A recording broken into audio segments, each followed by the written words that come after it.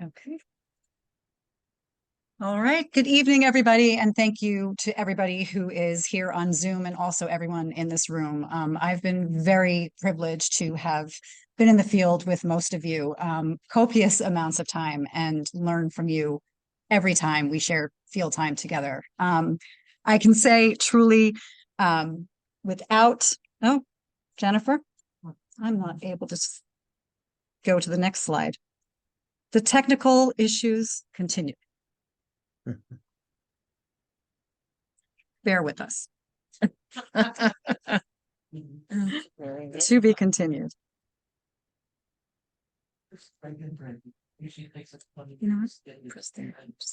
Okay.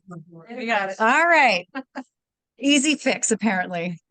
This is some of the members of North Shore Audubon Society up at Bashik joining the Queens County group this past summer. And just a huge thank you to all of you and to North Shore Audubon for truly teaching me how to bird. I have been known to previously walk through the woods and flush everything out of creation and wonder why I wasn't seeing anything. So it's because of you guys that I know how to look for birds and where to look for birds and when to look for specific birds. And it's a real credit to all of you and all of what we do at North Shore Audubon that someone like me could learn as quickly and increasingly as I have. I would be remiss if I did not call out one person who logged more field time with me my first year of birding than anybody would consider reasonable, and that is Barbara Garriel. She's been an amazing mentor and teacher to me and a friend, and I'm truly grateful for the time she's invested in me and all the time we continue to share in the field. I also want to thank Daryl Ramratan, who's there in the middle, who really introduced me to bird travel, and who is a phenomenal birder and an exceptional bird photographer. And any picture that follows that is even halfway decent is owing to some bit of advice he gave me over the past year.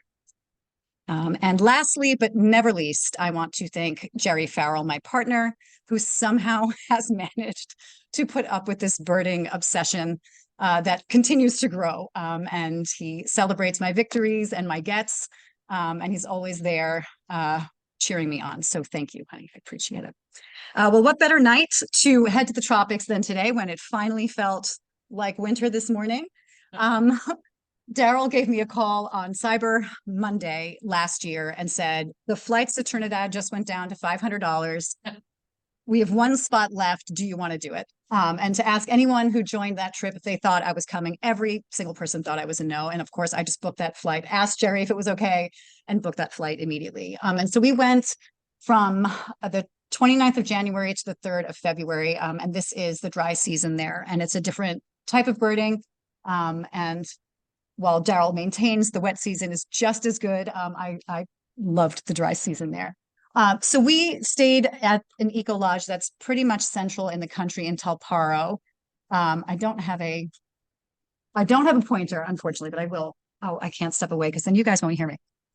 It's in the center of the country. It's not Asa Wright, which is the eco lodge that most people who've been to Trinidad stay in. They were actually renovating at the time. And Daryl found this place that was centrally located and that gave us access really to all the areas, the target areas that he wanted to take us to. And so just for those of you who might consider going to Trinidad, we took JetBlue, but don't do that because now their flight gets in at 2 a.m. If you are going to Trinidad, it's probably going to run you $500 to $800 round trip. It's a 5-hour flight. Caribbean Airways is the way to go. They basically get you in there around 1 p.m. and then you can bird on the back end of the day and settle in comfortably. And it is a direct flight, which is great. While we were there for the 5 nights that we were there, we documented 133 species. And for me, given that it was my first year of birding, I got 122 life birds there. And this is a wattled jacana. They are everywhere there. This is a juvenile. I unfortunately was not able to capture an adult, but in any case, the eco lodge we did stay at was called the Hacienda Jacana, and start to finish, they were really instrumental in helping us find transportation, and on the guided trips that we had, really, really great set of people working with them. Their food is also incredible, and the people who run the place are just amazing. And while it's a little bit bare bones, it's an eco lodge. It is comfortable. You have spring water there, you have whatever you need. And the property itself, while we were there, we did not bird the property a ton, but just in the 5 days, we got 76 species. And that's only because if this place, someone was actually birding here consistently, this would be upwards of, 200 species for sure over time. These are my friends. On the left, we are on Blanchester's Road, heading up into the mountains, shooting this parakeet, the orange-winged parrot. And then on the right, this is when we were heading to the lowlands, and our driver, Chiron, was kind enough to crack open a few coconuts to give us some hydration on our way. So on the first day, we headed up north into the mountains. And basically, we all got into this van. Chiron was our driver, and he was kind enough. Our first stop actually was his house. And in front of his house, he had every flower you could possibly want for a hummingbird. Hummingbird feeders, and then obviously, platform feeders with fruit on it. And so this was really our first exposure to some of Trinidad's hummingbirds. So here we have a white-chested emerald. Oh boy. Thank you, because I will need that. And when we first got there, it was raining. And so this beautiful bird was just preening itself and taking a bath in the rain, which was awesome to see. Give me a second. We also got to see black-throated mangoes, ruby topaz hummingbirds, and these guys were everywhere. We really saw these all over the Hacienda Jacana property, as well as pretty much every hummingbird-rich environment we were in. White-necked Jacobins, and here around the feeders, there were immatures, there were females, males, all vying for those feeders. Copper-rumped hummingbird, and so on, and some others that I was not fortunate enough to capture. Imagine me, this is the first time I'm ever trying to capture hummingbirds, and that's why you see them perched when I did get a shot. I was not adept, nor am I yet adept at capturing hummingbirds in flight. We also got green honey creepers checking us out and checking out the feeders, as well as purple honey creepers. So it was just great. Then we all got back into the van and we carried up the mountain and actually stopped outside of Asa Wright. And on the right-hand side of the road was this white-bearded manakin. And I can tell you, these guys are really tough gets, and even tougher to get a shot of. Well, this is a profile pic with its back to us. I'm happy with it. I was lucky enough for it. We also then carried upwards. And once we got to the top of the mountain, Chiron knew a couple and they led us onto their property. And we just got this amazing view of the valley below and this bay-headed tanager. We also got 2 hepatic tanagers up there, which were rare for the area, and which I did not capture well, unfortunately. As we descended the mountains, we got this white-necked thrush on the side of the road, perching nicely. We all kind of were taking turns, shifting in seat, trying to get a shot of this bird. And then we got a number of raptors. So we got a common black hawk that day. This broadwing was right at dusk, just perched for us, and this white hawk. And then we just went back to the Eco Lodge. We ate, we all shared, our stories from the day and got to know each other better, which was fun. And as will come as no surprise to anybody who knows me, I was the first to bed and I was also the first to rise the next day. The next day, we went to a place called Ponte Pierre Wildfowl Trust, which is this wetland area just north of San Fernando on the west side of the country. And here you get, your waders, your ducks, and then, other birds as well, as there's canopy around there as well. So this masked cardinal is nicely perched for us there. After we went to the trust, we headed to Daryl's family area, which is in the lowlands there.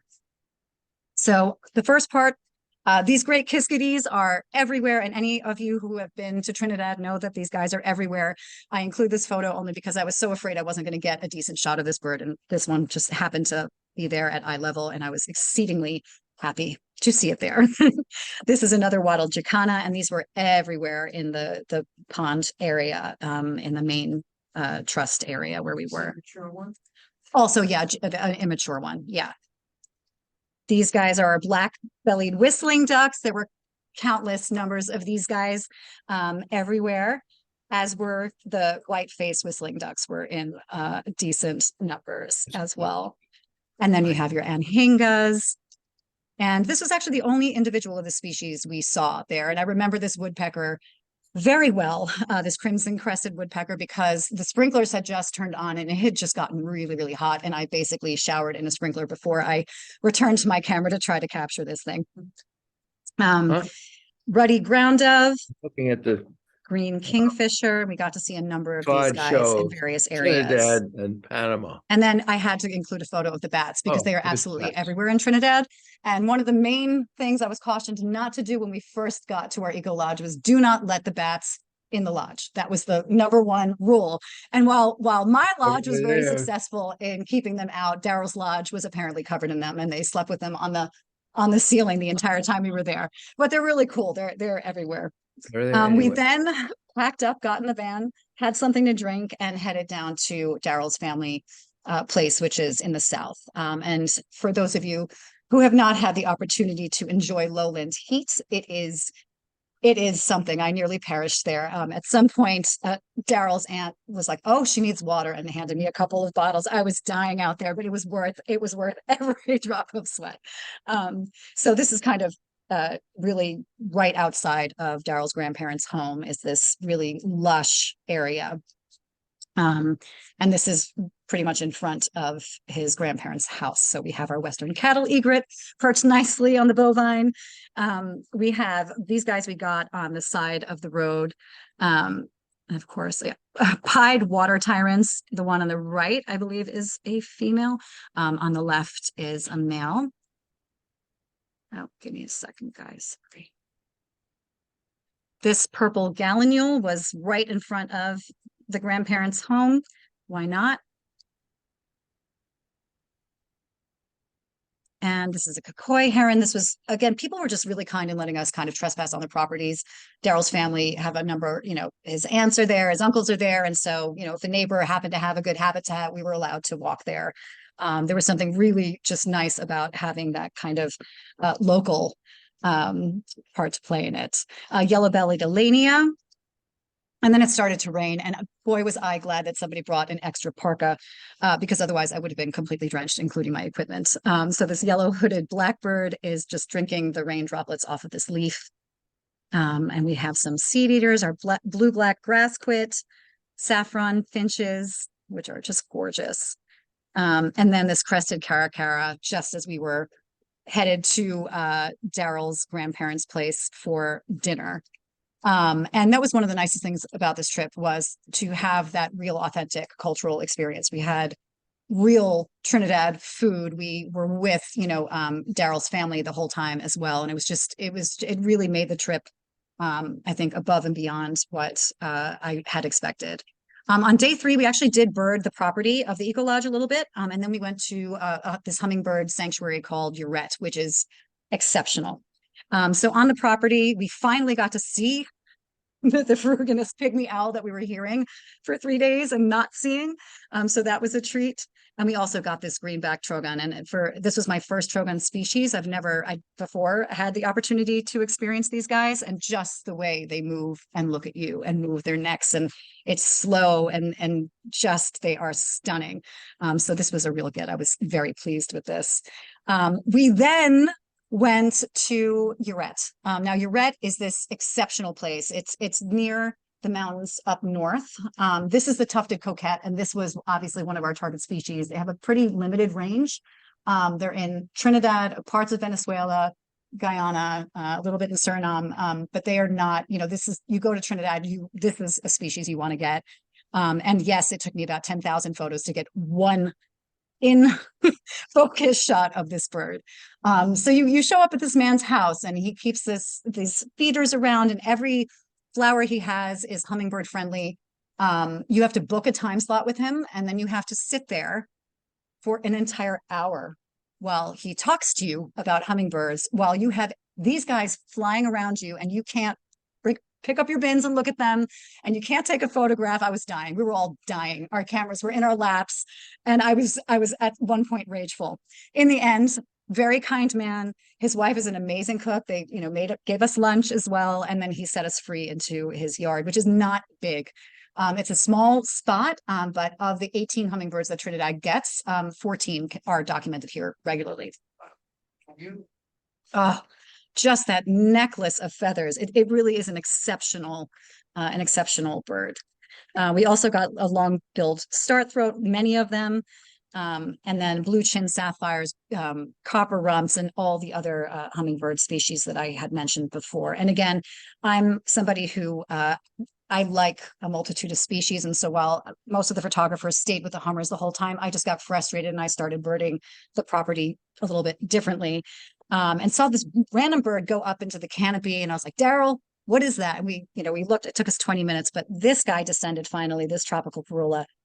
So we got to see him, also an olive gray saltator and a yellow oriole, which was really nice bonus, but typically you go there just for hummers. And then again, we headed home, and carried on, went to one Eagle Lodge, ate, and then I was the first to go to sleep, as I am. On day 4, the morning, we started again on the property, and then we went to this really spectacular preserve, the Caroni Swamp area, which is one of the most stunning places I have ever birded. It is probably an experience, probably the best experience I've ever had birding, just for the sheer volume and the energy in the air there. It is incredible.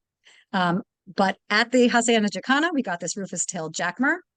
And this guy, 40 minutes spent trying to get this guy to be anywhere possible to take a shot of him. An absolute gorgeous rufous-browed pepper shrike. And this is not the best photo, but I do not care. I was just glad that I got a clean one. So when we went to Caroni Swamp, we were lucky enough to be shown around by somebody who is very involved in maintaining the ecosystems of Trinidad. He had just been in Switzerland speaking with some UN people like the day before he took us out. And the reason he specifically took us on a guided tour through the canals and through, the wider open water was because he knew we were Americans, and he is very invested in creating ambassadors for his country and for the preservation of these preserves and these spaces and these ecosystems and all the wildlife that depend upon them. So he hopped onto this boat. We all got in, and he started taking us through these canals, essentially. And you're just moving really, really slowly. I was not equipped for the added level of difficulty of a moving boat and a camera in low light conditions, so low shutter speed. I don't have a ton of really crisp photos as a result, but we did get to see tropical screech owls. I think we had 6 or 7 of them in one tree. We got this American pygmy kingfisher, little blue herons. There were snakes hanging off these trees too. Bicolored conebill, and this is all just kind of as we're going into the wider open water. But one of the real gifts of this trip was this common potu. This is not a bird that they typically show you. He showed it to us because he, again, wanted to, have us as ambassadors for this ecosystem that he's trying to preserve. They're exceptional, these creatures. There's no way in heck, if I had just been looking, that I would have known that this was a bird. They look like bark, and they really blend in. And unless you really know the location, it's like us with owls. Unless you really know the location of this bird, you're not going to get it. We then went into this open water with flamingos upon flamingos. And you're getting now towards dusk. So this is really where all of these birds start to roost for the night. So as we're going through, we're losing light. There are more and more birds flying over us. And then you have this scarlet ibis. I don't have a single decent photo of this bird. It's just all the more an invitation to come back. There were so many flocks flying over us of egrets, of herons, of these scarlet ibises that I put my bins down, I put my camera down, and I just sat and took it in. This is a cell phone shot of what begins to happen as these birds start to go into the trees to roost. It was the most exceptional experience I have had so far as a birder, to just sit there and witness this. It was our last night in Trinidad. It was the best thing in the world to be able to do this with friends, a beautiful sunset, and just thousands upon thousands upon thousands of birds. So if you do go to Trinidad, do this. I know that Stephanie has done it and knows exactly what I'm talking about, as I'm sure John has, and many others who might be on this call. On our way back, we got this common pierogi. And again, if I'm pronouncing anything wrong, it's because I am new to birding. And some of these birds I'm probably pronouncing with a Trinidadian accent because that's what I was hearing when I was there. So I apologize. So these guys were actually lining the road into the Eco Lodge. And we just stopped to get out to take a quick shot and leave it be for the rest of the night. Day 5 was our last day. We just birded the property. We got a number of species and a number of flurries of birds that we were not expecting. It was really fabulous, fabulous morning. This is right as the sun is rising. We got a striated heron perched above a bridge there. Smooth-billed anis were everywhere on the property. This was a real get. I was doing something else. I'd gotten up early, so I was birding by myself on the property, and I got a call from Daryl. He's like, "Get here right now." This, was a definite get, this little cuckoo. So we were lucky enough to see this one. Plain-breasted ground dove, never going to ignore a species when it's a live bird at all. These are pretty plentiful there, but happy to get it just the same. Streaked flycatcher, black-tailed tatira, turquoise tanager with catch. And then this guy, just as we were leaving and packing our bags up, somebody we were sharing the Eco Lodge with came off the balcony. It was like, "Guys, come here." This was right outside at eye level, this banana tree and this beautiful violaceous euphonia eating. And I just love this photo because it's so emblematic of bird camouflage and how perfectly situated they are to their habitat. This bird looks like a banana. So in any case, so after this time, we got into the van and we headed to the airport and back to cold New York, but with a ton of photos and a lot of amazing, amazing memories. All told, that trip, because apparently we were given a local discount because of Daryl and his nephews, including flight, everything I ate, every guide, every tip, everything was $1,100. And I wish that were true for all of us. Unfortunately, it's not. And I verified that because I reached out to the Hacienda Chicana. I'm like, how could it be that expensive? It wasn't that expensive when we went. And then Daryl filled me in as to why. In any case, after this time, I really wanted to go to Panama. And I somehow convinced Jerry, look, we'll spend 3 days birding and then we'll go to the Caribbean side and we'll be in the Caribbean and it'll be gorgeous. And he was like, all right, let's do it. So we book our flights, and 2 days prior, I'm packing everything up. I'm grabbing our passports. I open up his passport and it's expired. So Jerry can't come, but it's all paid for and there are no refunds. So I went, and I will say this, I went with, first of all, if anybody does want to go, Caribbean Airlines, Copa Airlines, it is about $800. They do not have internet on the flight, so bring a good birding book and brush up. But beyond that, I use the Canopy family. They have 3 properties in Panama, and I can just say, as somebody who was traveling alone, and specifically as a woman traveling alone, this company did every possible thing to make my stay amazing. And I know Stephanie just did this as well. They are exceptional. And I was lucky enough to stay in Anton Valley, which is, I'm going to step away for 1 second. That's right here. So it's about an hour and a half, 2 hours away from Panama City by car. It is beautiful. You're up in the mountains a little bit, just enough that it doesn't get too hot. It's 85 degrees in the day. There is a beautiful wind blowing through every single night. It's just gorgeous. The food is great. The staff are exceptional. And the guides they've been doing it for decades, and they are they're as invested in your birds and you getting those birds as you are. If you go on eBird, the 2 properties where the lodge is and then their adjacent property has close to 400 documented species. And that's owing not only to their name and the fact that all birders go here, but also the guides that they have they're incredible. So when I was there, I got 203 species, and those aren't my gets, those are the guides' gets. Obviously, I just happened to be along for the ride, and 128 live birds. And I think what's interesting, I thought that there would be more crossover in species between Trinidad and Panama. And I also was there during migration, the beginning of migration, right? So the concentration of birds was such, and I just was there also at the right time. But that's a decent number of live birds to get in one shot. On day 1, and I'll be less specific about territories, basically what Canopy does is you get 2 trips a day, and then there's one full day trip depending on how long you stay with them. So you're going 30 minutes this way, an hour that way, and then on your, your full day, you might be traveling 2.5 hours, something like that. So you're just doing the valley.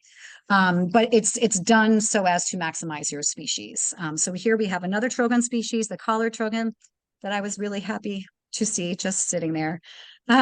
Black striped sparrow perching nicely for us in this one area just on the mountainside. This cocoa wood creeper. These guys are really tough. I had a really hard time getting these guys. They move pretty quickly. And by the time your lens has focused on them, they're gone. So I was happy even with this one. This social flycatcher with nesting material, and there were a lot of nesting birds there when I was there, just even on the property alone. Variable seed eater, which were everywhere as well. Wedge-tailed grass finch propped up on the grasses kindly.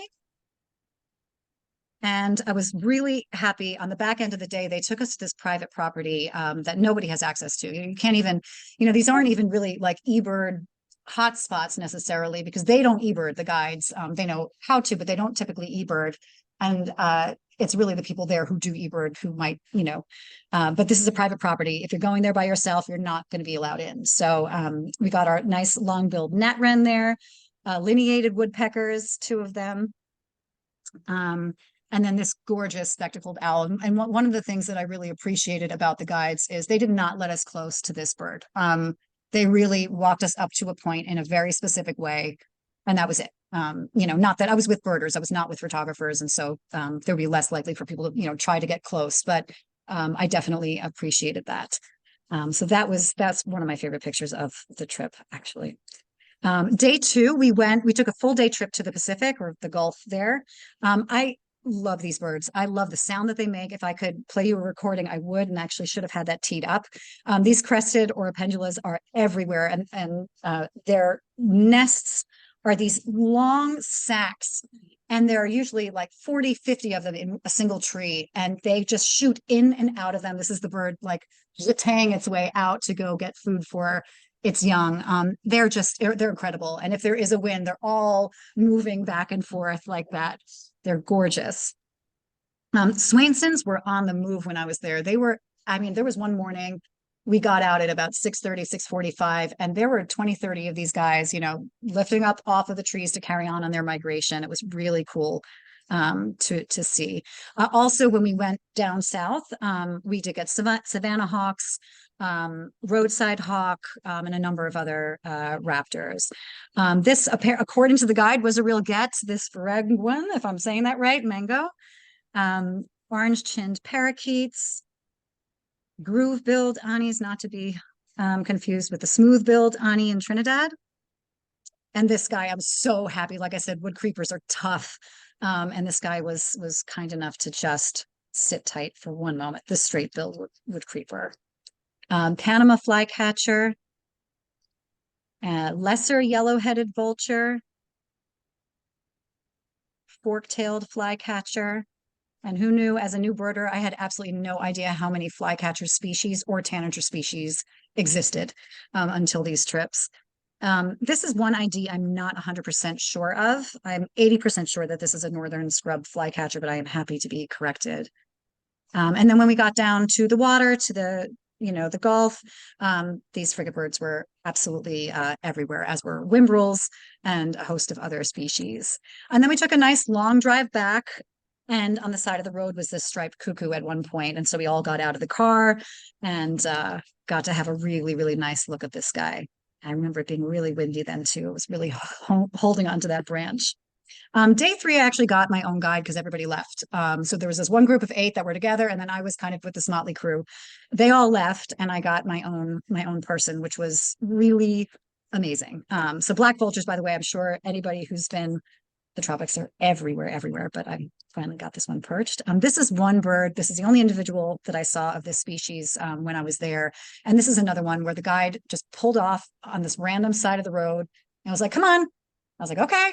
And we're kind of through the brush. It's not even a preserve or anything. And this bird is right there and just gorgeous. And then you get back in the car. It's just amazing that the intel that they have there that's what you're paying for. Canopy is not cheap.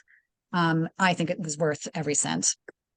I'm warbler obsessed, so any chance I get to experience a new warbler, I'm happy for it. These guys move a mile a minute in very, very low light and are tough to capture, but thankfully I did get one semi in focus shot of this bird. I love this mistletoe tyrannolet. It just shows you again that the habitat is so suited for the bird. Just kind of perched and looking back at us. Another trogon, I believe that this is a female, black-throated trogon that we got. And on this trip, this guide was trying to get me also a number of ant species. And so everywhere we were was super, super dark. Silver-throated tanager. And this is the only ant bird that I even have any kind of recognizable shot of. This is a female spotted ant bird, and I was glad to even have this. But this guide was working so hard to get these guys. Also on the back end of the day, we went to a different spot, streaked saltator. And this is such a beautiful creature, this long-tailed tyrant. It was going back and forth, and just what an absolute stunner. We were on this very steep hill, and I was really afraid. I had the camera up like this. I was really afraid I was going to fall and break everything. So I do have that one photo of it. Day 4, I did have my own guide for the first half of the day. So we went to the Caribbean slope, and it was a rainy day, very low light, and we had to duck in and out of the truck because it was it just kept coming down. And this road would have taken you 10 minutes to drive on Long Island. It took us about an hour and 10 minutes because the roads were not roads at some point. And I was very happy for my Dramamine, and for the fact that I was holding onto my camera. This was also the only individual I got of this species while I was there, this toady motmot. And again, pulling off on the side of the road in some random area that only they would know where to find this bird. Thick-billed euphonia, blue-chested hummingbird, collared aracari, rufous and white wren. And then the reason we actually ended up on the Caribbean slope, he'd asked me in the morning, what do you want to see? And I said, puffbirds, because I'd never seen a puffbird in my life. And I thought they looked really cool. And so this particular road is just a road in some random area that we were walking. He's like, we're going to get puffbirds here. And oh, sorry, this is our gray-headed chachalaca. I love how these guys move in the canopy. They're super cool. But this is the first, so this is the barred puffbird, and they're just crazy looking. And they're slow moving, and they'll look at you, and they're just really, really exceptional to watch. And so we kind of spent some time with this individual, and then we moved on, and then it started to rain. And at some point, he's getting frustrated in the kindest way. And I'm like, well, what's wrong? He said, I know the white whiskered puffbird is here. It's here.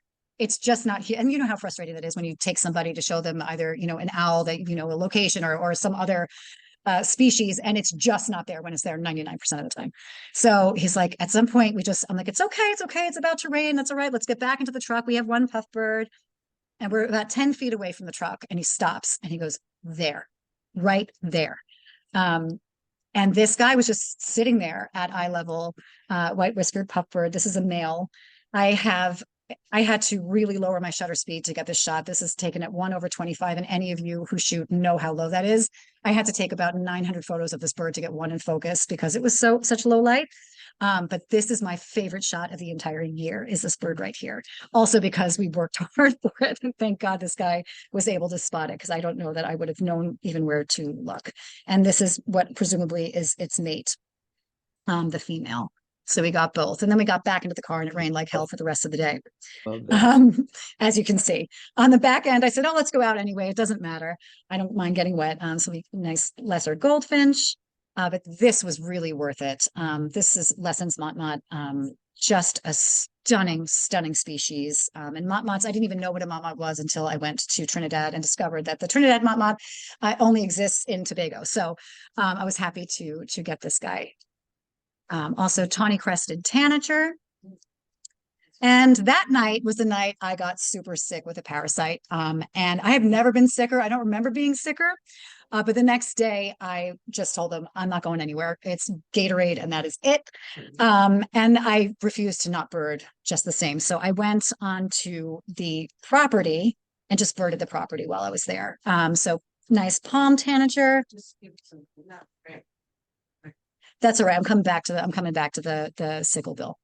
Palm tanagers, they were all over the platform feeders they had there. And it was just nice because every which way you were, you could sit, and I needed to. Yeah. This is the Rufous motmot. This bird was always on the property, feeding. I was glad to actually get it perched in a natural setting because usually it's on one of the feeders eating. Is there a trip? No, this lady's. Gray owned capped by the- flycatcher, She's only been birding dusky about a faced year, tanager. but And she's- there were so many that's wonderful pictures. species just on the property. Buff-throated saltator, bay-headed tanager. And at this point on the back end of the day, the guide said, Ashley, it's your last day. You've got to come with me. And I was dying. I was sweating. I was nauseous. I could barely stand up. And he's like, we're just going to walk up the road. So we start walking up the road, and I'm with this other couple who I just met, and they're probably like, what's wrong with this girl? It's like white-faced. And we're walking up to their adjacent property. And we get this beautiful bay-headed tanager. And then we enter this rainforest. It's very, very low light. And I start getting really, really dizzy. And I said to the guide, I was like, look, I'm going to walk back, because if I don't walk back now, I'm not going to make it. And he looks at me and he is like, Ashley, you need this bird. I promise you, I will carry you back.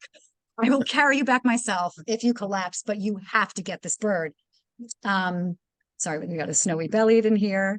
Squirrel, cuckoo. This is all on the way up to this walk as I was dying. Golden hooded tanager as well. And this white-tipped sicklebill, this is not a hummingbird species that goes to a feeder. You have to know where it roosts at night, basically, to get it, or where it is in the forest to get it. And I'm now holding on to the railings and what have you.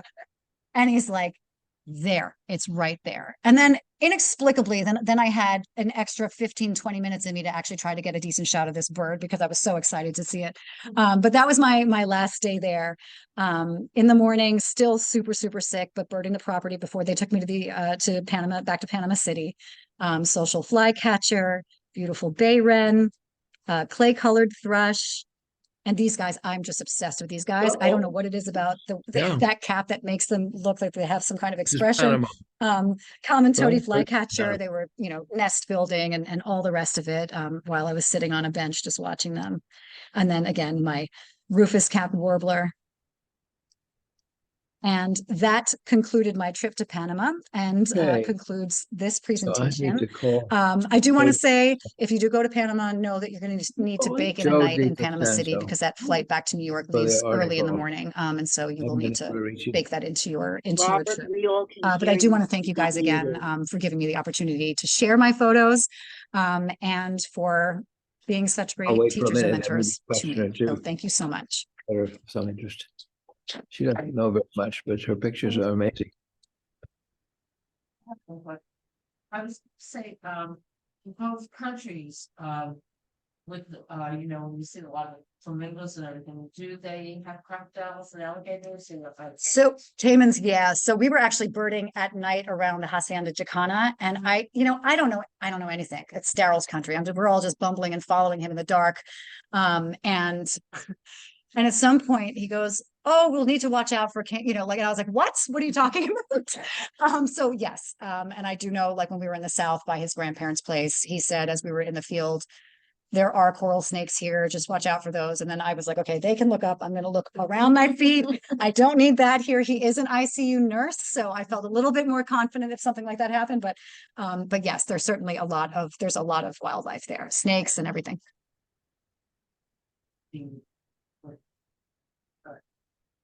You said there were snakes, the one, I think it was in Trinidad photos. Yes. What kind of snakes were they?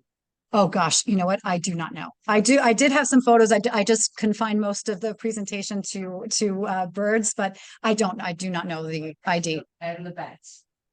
I do not know the ID on the bats either, but I'm sure if we Google it, it's that bad because they are everywhere. Absolutely everywhere. Okay. Thank you. The bug that you put sent into a sterile water. I have no idea. There was somebody else who got really sick, and we dined together every single day, but nobody else got sick. But we also drank a whole lot of water, he and I. So it could have been. I don't have any explanation. It took me a good 4 weeks to be like, okay, yeah, it was worth it. It was definitely worth it. But yeah, I got pretty sick. And then what's it there? When you went to the Karomi Swamp, how big of the boat were you on?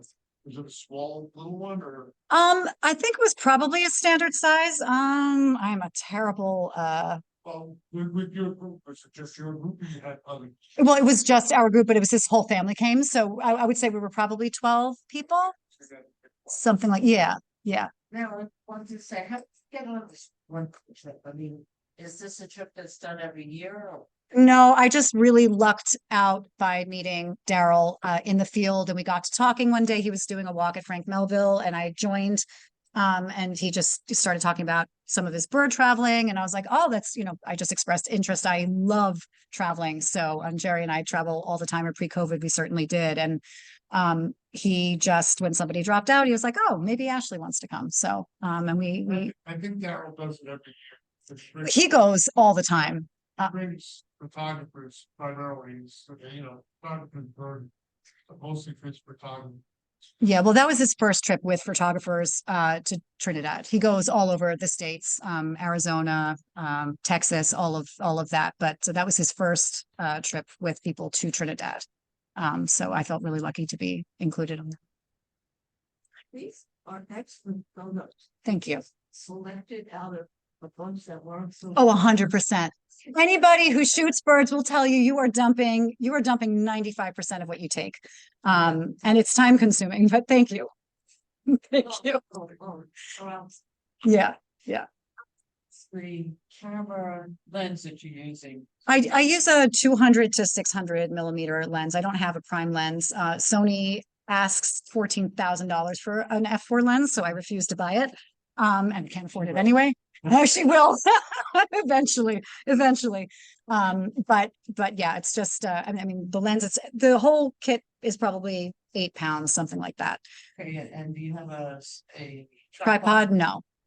Holding that up? Yeah. Really? Yeah, I think tripods just hold you back. I think for a specific type of photography, it makes real sense. And actually in the low light photography in rainforest, it does make sense to have one, but it just limits your mobility. And I love to be free and, follow the bird where it's going rather than being stuck, with a tripod. Okay. Any other questions? Check. Let us see. Dun, dun, dun. Lots of things in the chat box. Oh, thank you guys. Okay. Hang on. I think that's just thanks. Thank you guys so much for showing up. And yes, I did see a sloth. I was going to include the picture and then I thought I had too many photos as it was. But yes, the sloths are everywhere in Panama. Okay. Thank you guys for saying thank you. And I love you too. Thank you so much for sharing. Was there, I feel bad asking, but was there something that you didn't see, got away, or one that you really? When it's your first year of birding and you get the opportunity to get 122 live birds in one country and 100. No, but I will go back to both places. There's no way I won't. First of all, we need to use his flight that he canceled. And there are a lot of different areas of Panama that I would love to go back to see. I plan on doing this for a really long time and traveling for a really long time. So yes, Colombia in March with Daryl and some of the people I went to Trinidad with, which I'm really excited to do.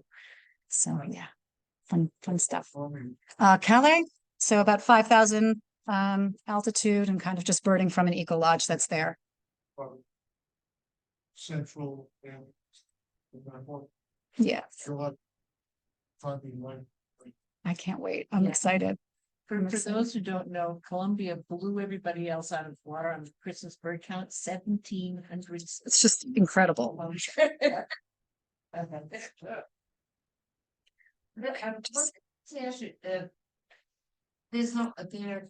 There's no toucans in Trinidad or. I am not somebody, my guess is that John or Stephanie could answer that question. Trinidad, but Panama, Central America, Yeah. Was wondering, the bird photos are raised. No, I don't pretend to be a bird specialist by any stretch of the imagination. I only hope to learn as much as some of you have in your file cabinets. You have a location. Yes. Got that picture? Was a male spectacular.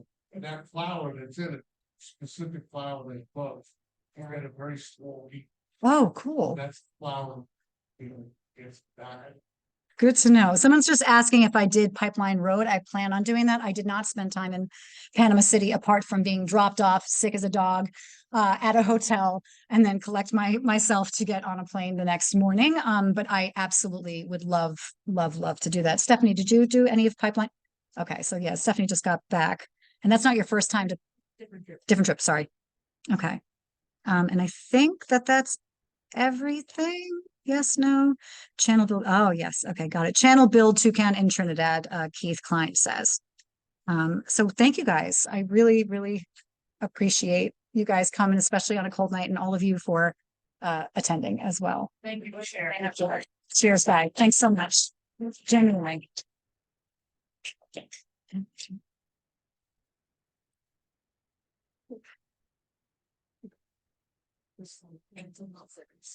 Amazing for me, then. Yeah. 45 minutes is this whole time. So I'm right on time. This is told. Yeah. Do you know if down goes? Does he, what do you mean, does he do? Would you leave a trip out there? So he has plans to start doing stuff like that. He's not doing that right now. You know, he and his wife also plan on kind of building Eagle Lodge in the south of